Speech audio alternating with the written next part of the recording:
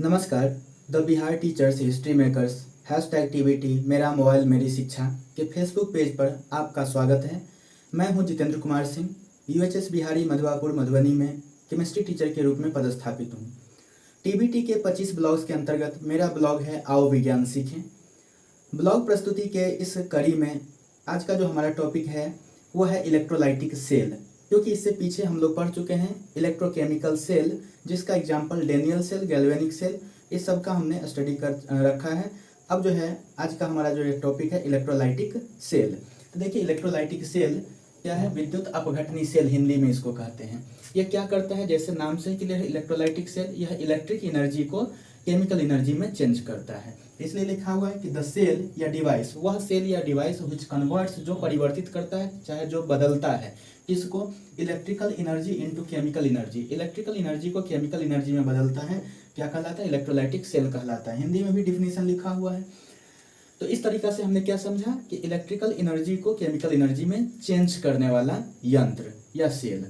तो इसमें होता क्या है, जब हम विद्युत ऊर्जा देते हैं तब रासायनिक अभिक्रिया स्टार्ट होती है। तो इसलिए हम ऐसा कह रहे हैं कि विद्युत ऊर्जा देने पर, यानी कि इलेक्ट्रिसिटी देने पर हमारा केमिकल रिएक्शन स्टार्ट होता है, यानी केमिकल एनर्जी में चेंज होता है, तो विद्युत ऊर्जा रासायनिक ऊर्जा में बदलता है। तो इस यंत्र के माध्यम से, इसलिए इसको कहते हैं इलेक्ट्रोलाइटिक सेल। अब एग्जाम्पल की बात करते हैं, तो क्या क्या एग्जाम्पल्स हो सकता है जो इलेक्ट्रोलाइटिक सेल का एग्जाम्पल हो, जिसमें हम पहले इलेक्ट्रिसिटी दें फिर केमिकल रिएक्शन स्टार्ट हो।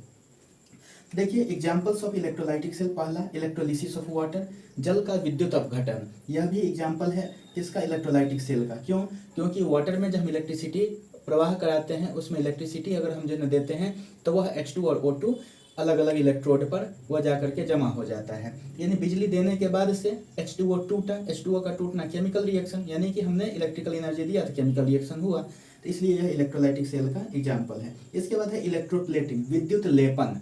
तो हम इलेक्ट्रिसिटी का यूज करके ही मेटल को क्या करते हैं, पिघलाते हैं, और फिर उसी मेटल का लेप हम किसी दूसरे मेटल पर चढ़ाते हैं ताकि वह कोरोजन से बच सके।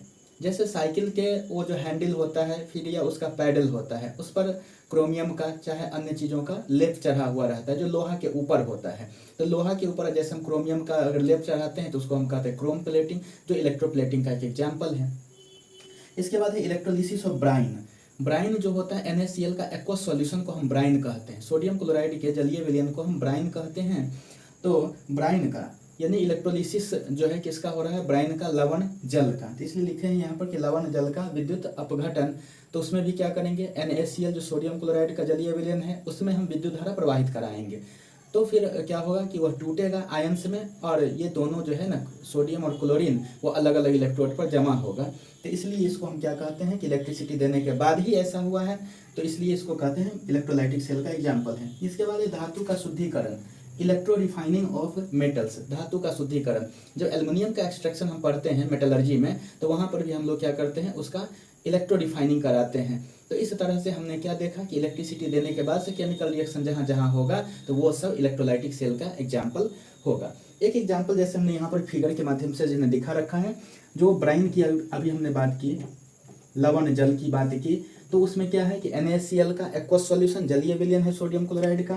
तो देखिए सोडियम क्लोराइड का जलीय विलयन है, इसलिए हमने यहाँ पर लिखा NaCl सॉल्यूशन। और याद रखना है कि जब कभी भी किसी जलीय विलयन में या किसी भी चीज़ का पिघला हुआ अवस्था में हम इलेक्ट्रिसिटी पास कराते हैं तो कैसे कराते हैं, डायरेक्ट हम वायर ले जाकर के नहीं, उसमें हम कनेक्ट कर देंगे। तो उसके लिए क्या करते हैं, तो उसके लिए हमें करना होता है कि किसी रड या किसी प्लेट के माध्यम से उसमें इलेक्ट्रिसिटी पास कराना होता है। तो जिस रड या प्लेट के माध्यम से इलेक्ट्रिसिटी पास कराते हैं किसी सॉल्यूशन में, उसी को हम इलेक्ट्रोड कहते हैं। तो इसका मतलब क्या, जब NaCl का अगर हम इलेक्ट्रोलिसिस कराते हैं, इसका विद्युत अपघटन कराते हैं, तो उसके लिए बिजली भी हमें देना पड़ेगा। तो किस माध्यम से देना पड़ेगा, तो वह इलेक्ट्रोड के माध्यम से। तो इसलिए देखिए यहाँ पर इलेक्ट्रोड, एक जो है ना रड यहाँ पर, दूसरा रड यहाँ पर, और यहाँ पर बैटरी से इसको कनेक्ट किया गया है। जब बैटरी से कनेक्ट किया गया, इसका मतलब क्या, इलेक्ट्रिसिटी इस इलेक्ट्रोड के माध्यम से कहाँ आ रहा है, NaCl सॉल्यूशन में आ रहा है। तो इलेक्ट्रिसिटी जब आ रहा है तब जाकर के हमारा NaCl टूट रहा है, यानी केमिकल रिएक्शन हो रहा है। तो इसलिए यह भी क्या कहलाएगा, तो इलेक्ट्रोलाइटिक सेल कहलाएगा। बिजली दिए यानी कि इलेक्ट्रिसिटी कंज्यूम हुआ तब रिएक्शन स्टार्ट हुआ। तो इस तरह के रिएक्शन को हम लोग कहते हैं नॉन स्पॉन्टेनियस रिएक्शन। जो पहले एनर्जी जिसको चाहिए उसके बाद से रिएक्शन स्टार्ट होता है उसको कहते हैं नॉन स्पॉन्टेनियस रिएक्शन। तो इसलिए हम ऐसा कह सकते हैं कि इलेक्ट्रोलाइटिक सेल जो है वो नॉन स्पॉन्टेनियस रिएक्शन को इंक्लूड करता है। तो यहाँ पर देखिए लिखा भी हुआ है कि electrolytic cell includes non spontaneous reaction, यानी विद्युत अपघटनी सेल में गैर स्वतः स्फूर्त, एक होता है स्वतः स्फूर्त अपने आप होने वाली अभिक्रिया, तो उसको कहते हैं हम लोग स्पॉन्टेनियस रिएक्शन, जो इलेक्ट्रोकेमिकल सेल में होता है, जो यहाँ पर लिखा भी हुआ है electrochemical cell includes spontaneous reaction. Chemical reaction में यानी केमिकल एनर्जी जो है इलेक्ट्रिक एनर्जी में चेंज होता है, तो उसको हम लोग कहते हैं इलेक्ट्रोकेमिकल सेल, यानी इलेक्ट्रोकेमिकल रिएक्शन जो इलेक्ट्रोकेमिकल सेल के द्वारा केमिकल एनर्जी इलेक्ट्रिकल एनर्जी में चेंज होता है। तो ये सब चीज़ का चर्चा हम लोग पहले कर चुके हैं। तो वह स्पॉन्टेनियस रिएक्शन में होता है इलेक्ट्रोकेमिकल सेल के साथ। कौन सा रिएक्शन इंक्लूड होगा? स्पॉन्टेनियस। जबकि इलेक्ट्रोलाइटिक सेल के साथ जो है कौन सा रिएक्शन इंक्लूड होगा?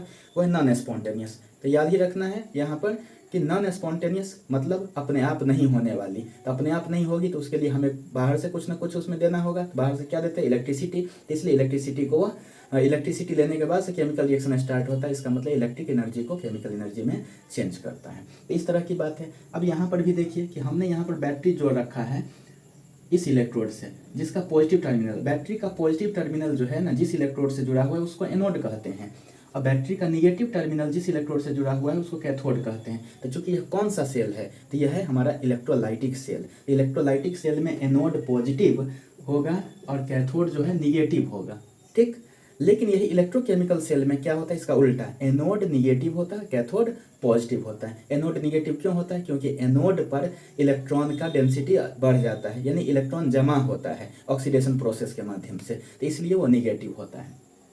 तो अगर इस तरह की बात है तो NaCl जब टूटता है तो Na+ में टूटता है और Cl- में टूटता है। तो Na+, चूंकि यह क्या है? पॉजिटिवली चार्ज है, तो पॉजिटिवली चार्ज तो पॉजिटिव वाला किसके तरफ शिफ्ट करेगा, किसके तरफ जाएगा? निगेटिव इलेक्ट्रोड के साथ। निगेटिव इलेक्ट्रोड क्या है? कैथोड। तो इसलिए Na+ को देखिए यहाँ पर दिखाया गया किसके तरफ? डायरेक्शन कैथोड के तरफ। लेकिन वहीं पर जब हम Cl- की बात करते हैं तो यह क्या है? निगेटिवली चार्ज है, तो यह किसके तरफ अट्रैक्ट होगा? पॉजिटिव के तरफ, यानी पॉजिटिव इलेक्ट्रोड यानी एनोड के तरफ। तो इसलिए देखिए Cl- को किधर की तरफ डायरेक्शन दिया गया है? एनोड के तरफ। तो इस तरीका से हमने क्या देखा? जब तक यहाँ पर इलेक्ट्रिसिटी इसमें नहीं दी जाती तब तक यह रिएक्शन नहीं होता। इलेक्ट्रिसिटी देने के बाद हुआ, इसलिए यह क्या है? इलेक्ट्रोलाइटिक सॉल्यूशन है। इसके बाद से आप देखते होंगे जो बैटरी को हम चार्ज करते हैं, अगर बैटरी डिस्चार्ज हो गया है, बैटरी को अगर हम चार्ज करते हैं तो इलेक्ट्रिसिटी देते हैं, बिजली देते हैं, तब चार्ज होता है। इसका मतलब बिजली देने के बाद से उसके अंदर केमिकल रिएक्शन होता है। तो इसको हम लोग इलेक्ट्रोलाइटिक सेल का एग्जाम्पल मान सकते हैं। इसको हम इलेक्ट्रोलाइटिक सेल का उदाहरण कह सकते हैं। इसको तो बैटरी को चार्ज करना। तो याद रखना है, तो इलेक्ट्रोलाइटिक सेल में हमने क्या देखा? इलेक्ट्रिक एनर्जी को केमिकल एनर्जी में चेंज करते हैं। नॉन स्पॉन्टेनियस रिएक्शन इसमें इन्वॉल्व होता है।